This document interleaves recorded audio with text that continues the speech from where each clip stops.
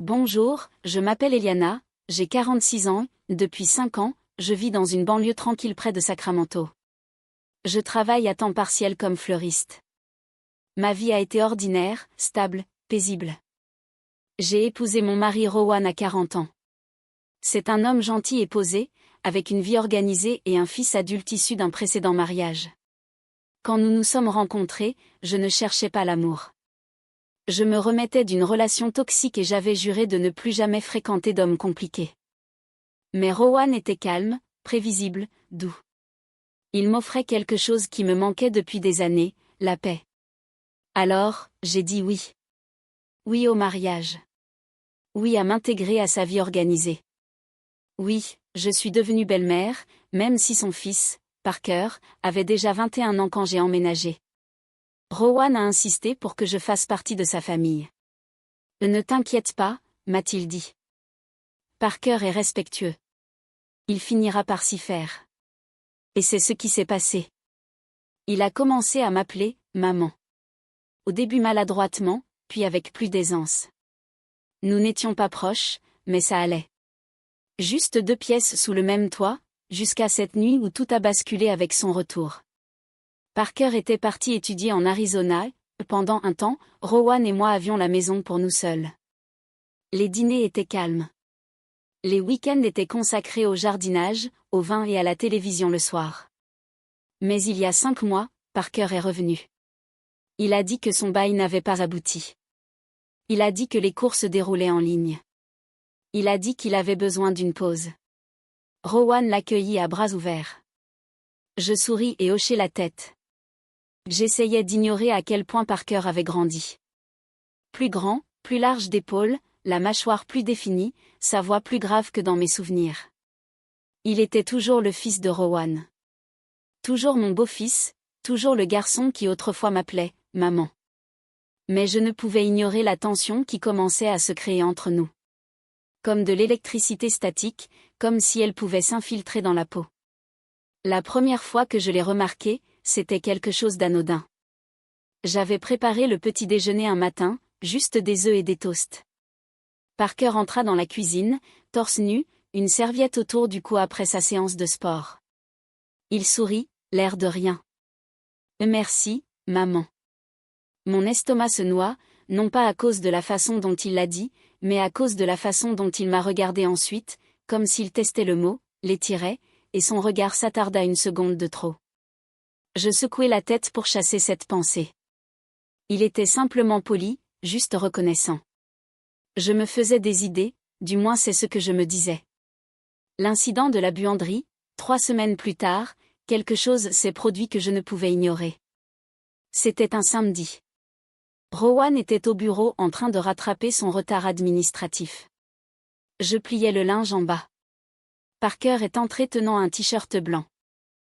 Tiens, celui-ci s'est mélangé avec le tien. J'ai levé les yeux et je l'ai trouvé debout beaucoup trop près. J'ai tendu la main pour prendre le t-shirt et nos doigts s'effleurèrent. Je n'ai pas reculé. Lui non plus. Merci, ai-je dit d'une voix plus faible que je ne l'aurais voulu. Il m'a regardé, les yeux rivés sur les miens.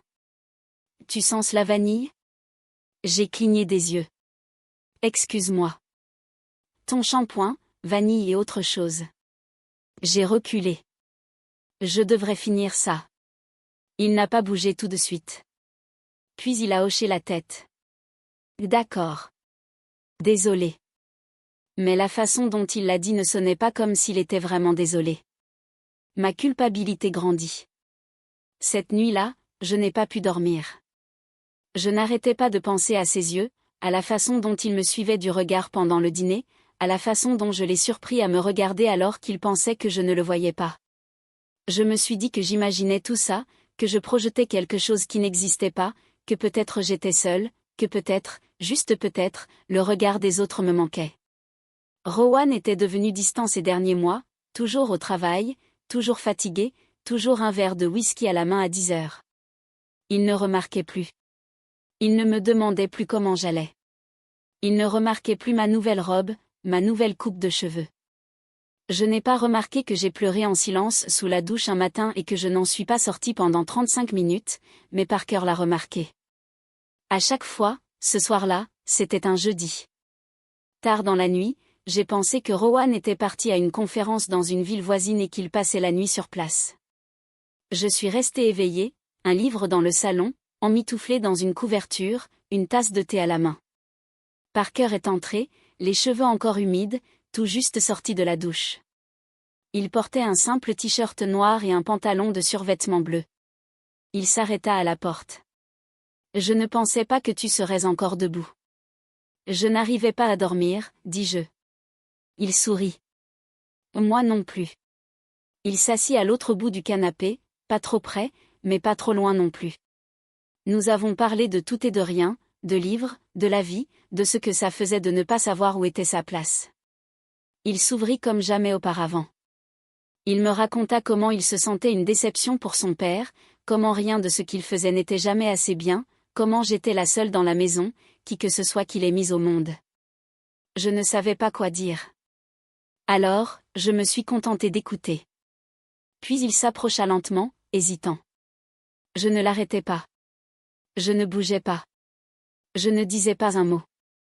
Et puis il m'embrassa, pas avec force, ni brutalement, ni doucement. Comme une question, comme une promesse. Je m'éloignai.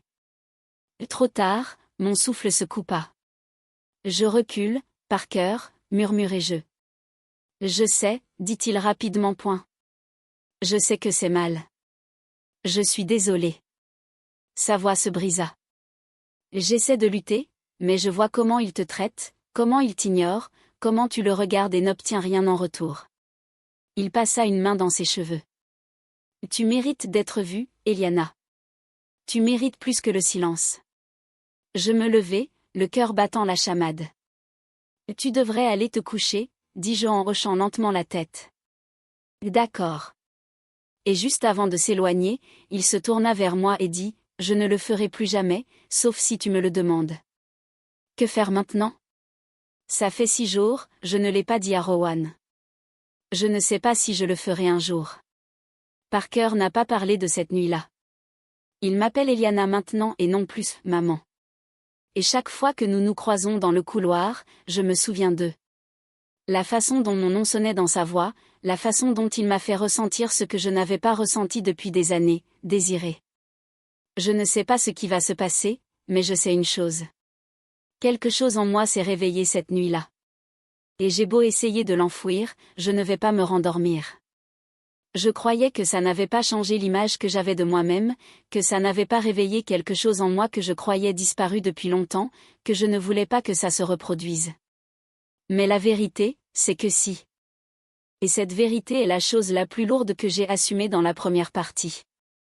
Je vous ai raconté comment mon beau-fils Parker, je ne l'ai pas arrêté, j'ai laissé faire et maintenant je suis prise au piège d'un sentiment de culpabilité, de confusion et d'une tentation à laquelle je n'arrive pas à résister.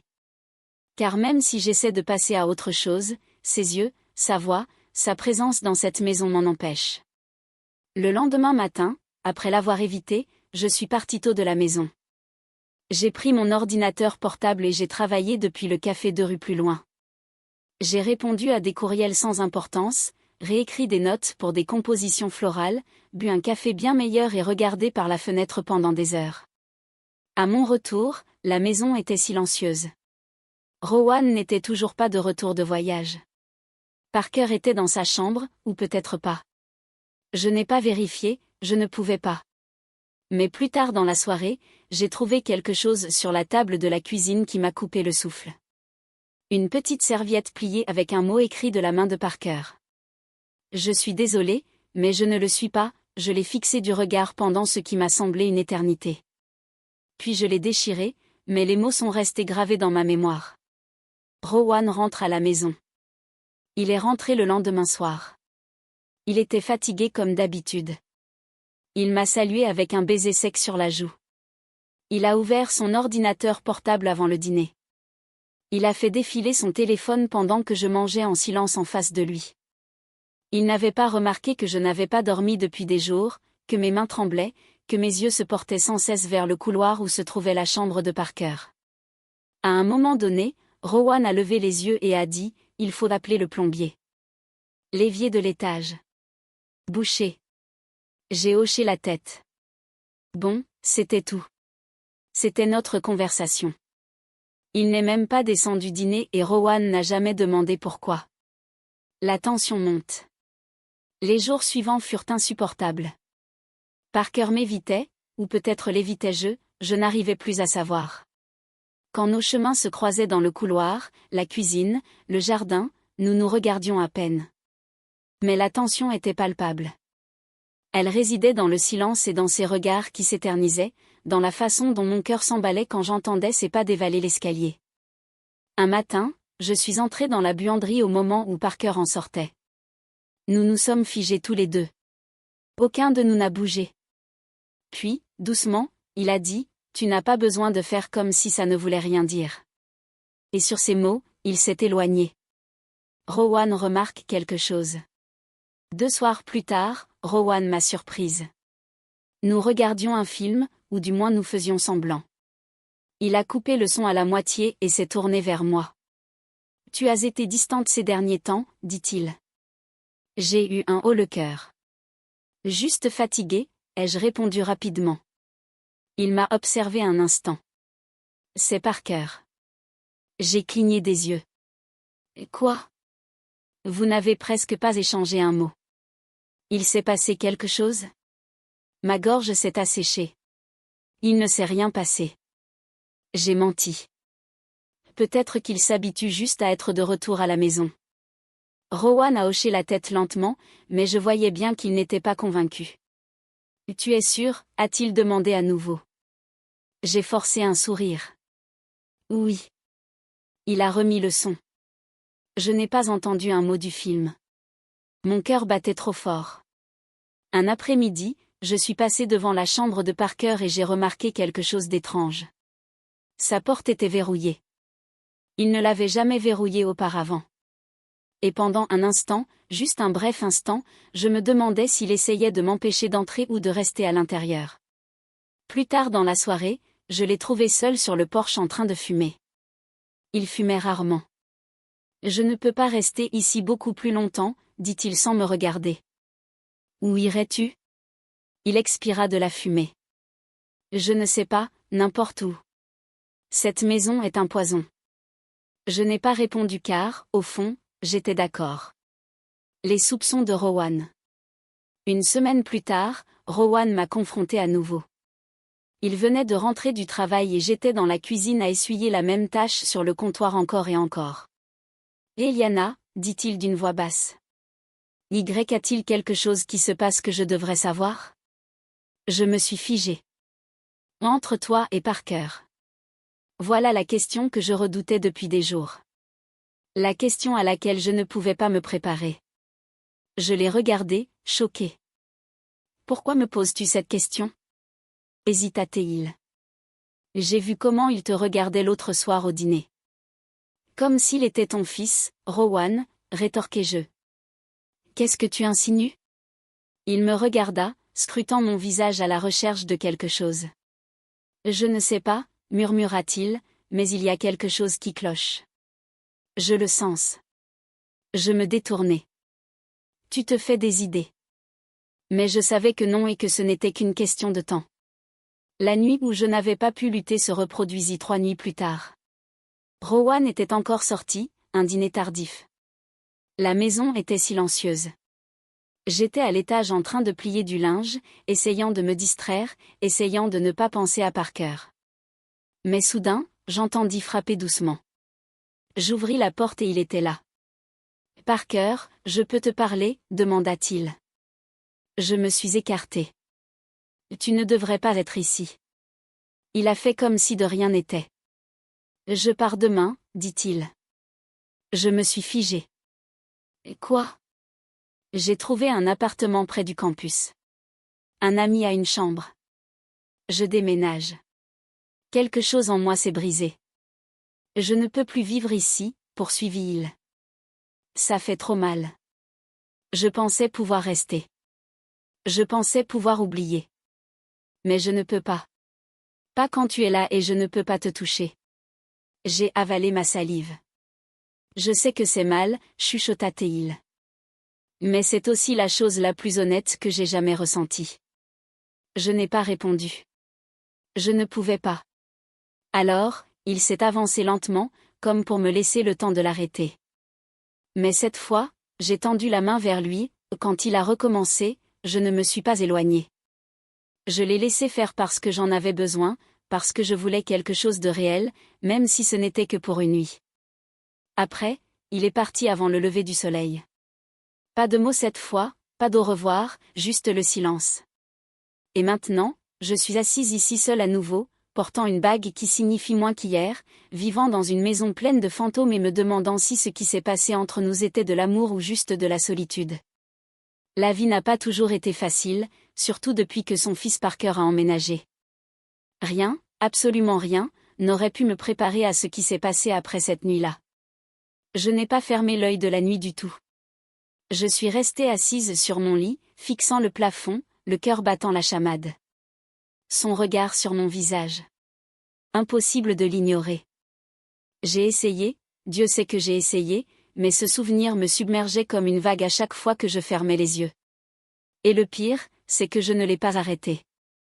Ce matin-là, j'ai entendu Parker préparer du café en bas, comme si de rien n'était. Je suis restée un peu plus longtemps dans la salle de bain, tentant de me ressaisir, m'aspergeant le visage d'eau froide en me murmurant, c'était une erreur. Tu es sa belle-mère, tu es mariée. Tu dois oublier ça.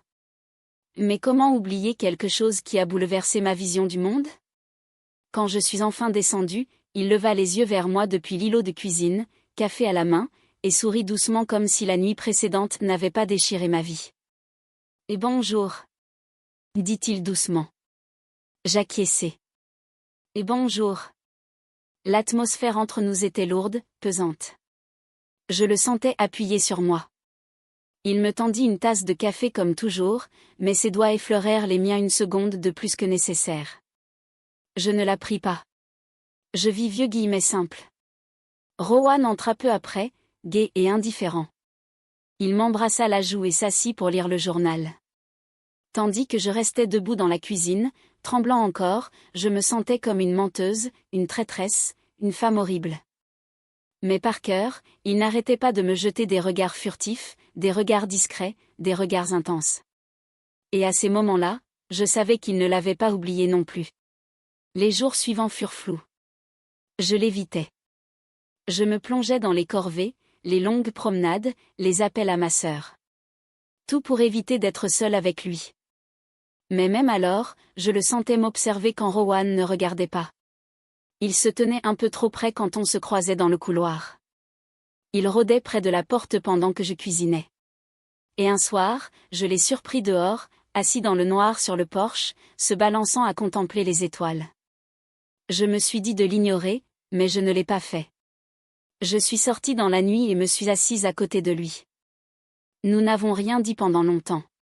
Finalement, il a murmuré, « Je ne voulais pas te faire ça. » Je l'ai regardé, le cœur battant la chamade. « Tu es mort, » ai-je dit, à peine audible. « Je sais » a-t-il dit en regardant droit devant lui, mais je n'ai pas pu m'en empêcher. J'avais envie de crier, de pleurer, de lui dire de faire ses valises et de partir. Mais je ne l'ai pas fait parce qu'une partie de moi, une partie très mauvaise, très brisée de moi, ne voulait pas qu'il parte. « Et sais-tu ce que cela pourrait faire à notre famille ?» demandai-je, la voix tremblante. Il se tourna vers moi, le regard intense. « Je sais et je ne te ferai jamais de mal, ni à toi, Eliana, ni à mon père. Je le jure, mais je ne peux plus mentir. »« Tu dois le faire, » murmurai-je. « Nous devons tous les deux le faire. » Les choses ont empiré après cela. Rowan est parti en week-end pour assister au mariage d'un cousin. Il m'a demandé de venir mais je lui ai dit que j'avais une migraine. Parker est resté lui aussi, prétextant avoir du travail à distance et soudain nous n'étions plus que tous les deux. Je me suis enfermée dans la chambre cette première nuit. Je ne voulais pas le voir. Je ne voulais plus revivre ces choses. La douleur là, l'électricité. Mais le lendemain, il pleuvait. Je préparais une soupe dans la cuisine quand il y a eu une panne de courant. La maison entière sombra dans un silence épais et inquiétant. J'ai tâtonné avec des bougies et des lampes de poche et le tonnerre dehors semblait faire trembler les murs. Puis j'entendis sa voix derrière moi. « Tu as besoin d'aide ?» Je me fis gai. « Non, ça va, mentis-je. » Mais la lampe de poche dans ma main glissa et tomba elle aussi. Le sol se déroba sous mes pieds dans l'obscurité. Il se baissa pour la ramasser et me la tendit, sa main frôlant la mienne. Ce frisson me parcourut l'échine comme une brûlure. « Eliana » murmura-t-il. « Non » dis-je en reculant, mais il avança. « Je ne peux plus faire semblant » dit-il, la voix brisée. « Je sais que tu es mariée à mon père. Je sais que c'est mal, mais je pense à toi tous les jours, toutes les nuits. Tu es tout ce que je vois. » J'ai secoué la tête, reculant contre le comptoir de la cuisine. « Tu dois arrêter. » J'ai essayé, dit-il. « Mais toi, la façon dont tu me regardes, dont tu me parles, c'est pareil, n'est-ce pas ?» Les larmes me sont montées aux yeux. « S'il te plaît. » Et puis il a recommencé, plus doucement cette fois, plus lentement, comme s'il essayait de dire tout ce qu'il ne pouvait pas dire avec des mots. Et encore une fois, je ne l'ai pas arrêté. La culpabilité était insupportable. Quand Rowan est revenu, je n'arrivais pas à le regarder dans les yeux. J'ai sursauté. Ma main a tremblé en lui versant son café. Chaque petite gentillesse de sa part était comme un couteau qui se tordait dans mon estomac. Mais Parker, il agissait normalement, trop normalement, poli, calme, respectueux, comme si de rien n'était. Cela me rendait folle. Un soir, je l'ai confronté dehors, près du jardin. « Tu ne peux pas faire comme si de rien n'était. »« Je ne fais pas semblant, » dit-il calmement. « Je te protège. »« Tu ne protèges personne, » ai-je rétorqué sèchement. « Tu aggraves la situation. » Il m'a regardé, les yeux tristes, les épaules lourdes. « Alors, dis-moi de partir. » Mon cœur s'est serré. « Tu veux que je parte ?» demanda-t-il en s'approchant.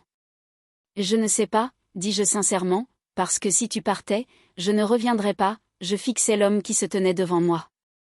Plus un garçon, plus seulement mon beau-fils, mais quelqu'un qui avait brisé quelque chose de profond en moi. J'ai besoin de temps, murmurai-je. J'attendrai, dit-il, mais pas éternellement. Ce soir-là, j'ai dit à Rowan que j'avais besoin d'espace. Je ne lui ai pas dit pourquoi. J'ai simplement dit que j'avais besoin de rendre visite à ma sœur, de me changer les idées, de prendre soin de moi. Il n'a pas posé de questions. Il m'a embrassé sur le front et a fait mes valises lui-même. J'ai conduit pendant 7 heures et j'ai pleuré tout le long du trajet chez ma sœur. Je lui ai tout raconté, tout. Elle a écouté en silence puis a dit doucement, « Tu n'es pas un monstre, Eliana. Tu es une femme qu'on voit vraiment, peut-être pour la première fois depuis des années. » Mais c'est mon beau-fils, ai-je chuchoté. Elle a hoché la tête. Et c'est ce qui rend les choses compliquées. Désordonné, mais pas maléfique. Tu dois trouver ce que tu veux, pas ce que le monde attend de toi. Je suis restée loin de lui pendant 2 semaines. Durant ce temps, Parker n'a pas appelé. Il n'a pas envoyé de message, pas une seule fois. J'ai pensé qu'il avait peut-être tourné la page, oublié, trouvé quelqu'un de son âge, mais dès que je suis rentrée à la maison, j'ai su que non. Il était assis sur les marches. Il s'est levé dès qu'il m'a vue. « Tu es revenu ?» a-t-il dit. « Oui » ai-je chuchoté. Puis il a baissé les yeux. « J'ai pensé que non, tu ne serais pas revenu. »« J'ai failli ne pas revenir » ai-je avoué. Il s'est approché, scrutant mon visage. « Et tu m'as manqué. » Je n'ai pas répondu. Je ne pouvais pas. Alors, j'ai tendu la main et pris la sienne. Et c'est là que la vraie histoire commence. Parce que la vie ne rentre pas dans des cases bien définies. L'amour ne suit pas toujours des règles. Et parfois, la personne qui vous fait vivre le plus est celle à laquelle vous ne vous attendiez pas. Nous n'avons rien précipité. Nous n'avons pas fait exploser la famille. Nous avons attendu que la vérité éclate, non pas par les cris ou la trahison, mais par des conversations calmes et difficiles. Rowan a pleuré. J'ai pleuré aussi, mais à la fin, il a compris parce qu'au fond de lui, il l'avait vu lui aussi. La façon dont Parker me regardait, la façon dont je le regardais en retour. Il n'a pas résisté. Il a lâché prise. Alors me voilà, ni fière, ni honteuse, juste honnête. Je porte toujours l'alliance que Rowan m'a donnée. Non pas parce que je suis sa femme, mais parce qu'il m'a donné la liberté de me retrouver. Et par cœur, il ne m'appelle plus « maman ». Maintenant, il m'appelle simplement Eliana. Et c'est tout ce que j'ai toujours voulu. Aimez et abonnez-vous.